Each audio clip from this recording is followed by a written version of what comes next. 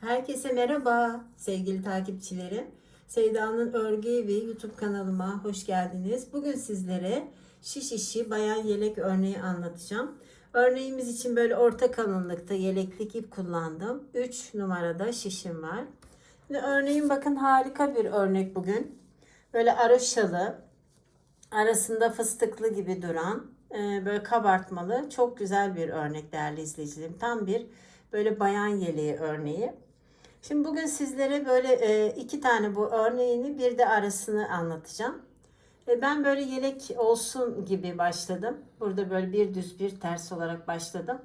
Örneğimiz 3 ilmek, arasında da ikişer tane ilmeğimiz var. Toplamda 5'er ilmekten oluşan bir model bu. 5 ilmek 5 ilmek üzerinden yaparsınız yani büyüklüğüne göre.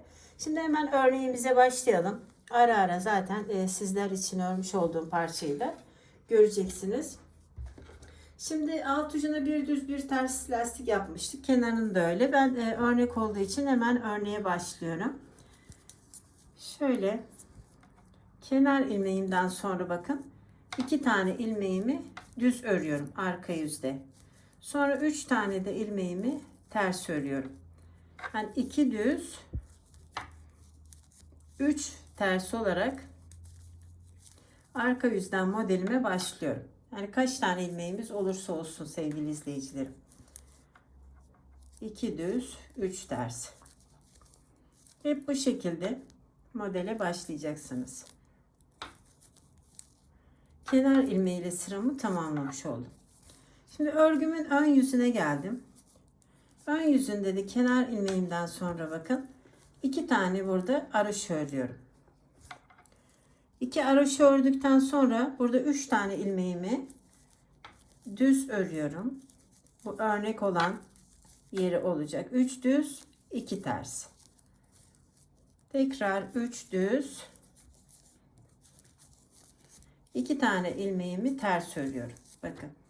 Bu örnekli olan yeri. Şimdi aradaki araşası içinde 3 tane ilmeğimi yine araş örüyorum. Yani devam ediyorum bakın. Burada ara için 2 araş örmüştüm. 3, 5.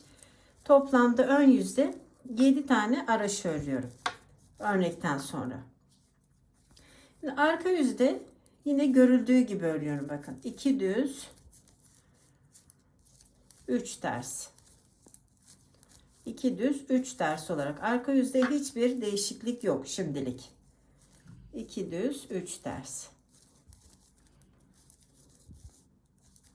Sıramı böyle tamamlıyorum. Eğer videomu beğendiyseniz beğen tuşuna basmayı, sevdiklerinizle paylaşmayı, Sevda'nın Örgü Evi YouTube kanalımıza abone olmayı unutmayın değerli izleyicilerim.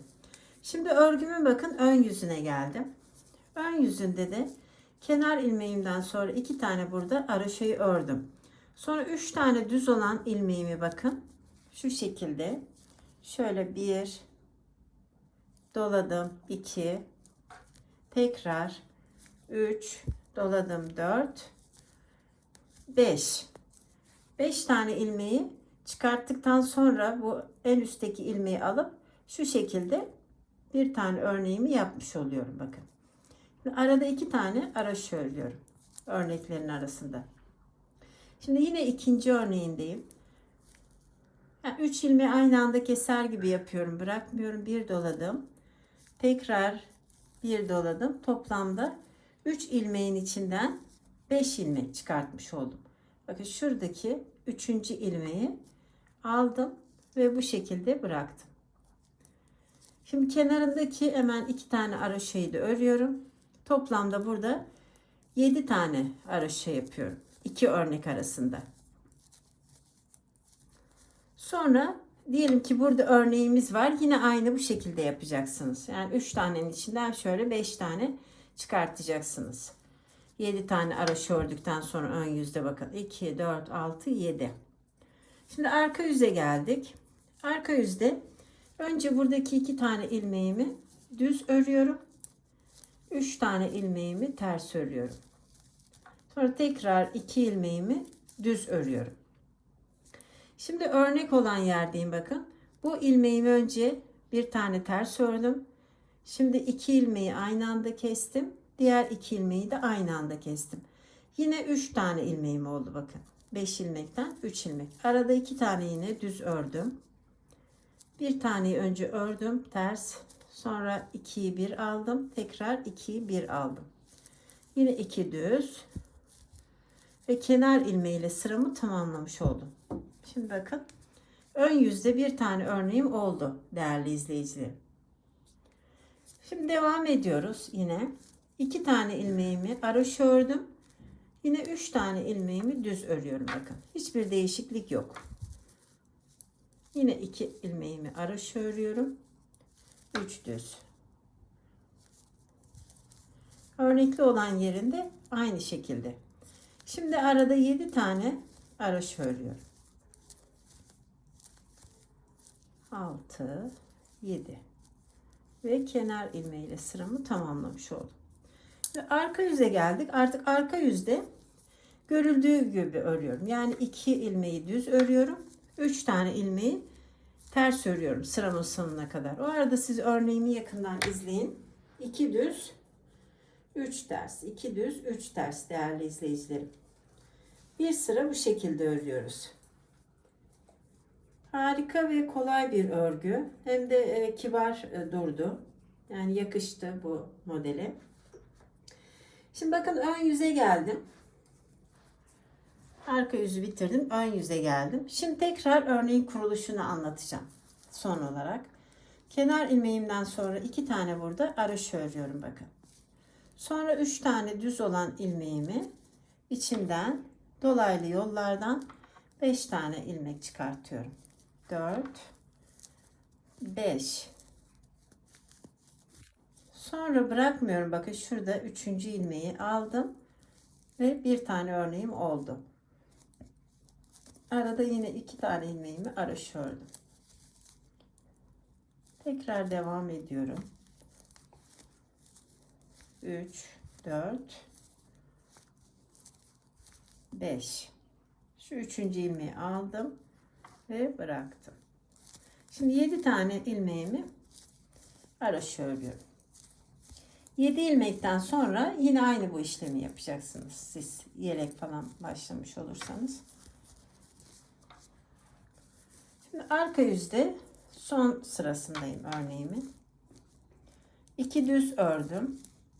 3 ters. Bu araşalı olan yeri. Şimdi örnekli olan yeri de aynı şekilde bakın. Bir tane önce ördüm. Sonra ikisini bir kestim. Diğer ikisini de bir kestim. Yine toplamda 3 tane ilmeğim kaldı. Birini ördüm. İkisini bir kesiyorum. Tekrar ikisini bir kesiyorum. Kalan 2 ilmeğimi de düz örüyorum.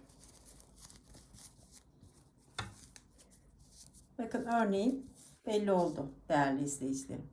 Şimdi burada ne yapıyoruz? Burada aynı 2 ilmeğimi ters, 3 tane de ilmeğimi düz örüyorum. Bu sırayı da ben böyle tamamlarken siz örneğimi yakından izleyin. 2 düz, 3 ters. 2 ters, 3 düz. 2 ters, 3 düz. Aralarda da 7 tane ilmeğimizi ters yani araş olarak örüyorum sevgili izleyiciler. Arka yüzde de görüldüğü gibi örüyorum. Ön yüze geldiğim zaman yine modelin kuruluşunu yapıyoruz bakın.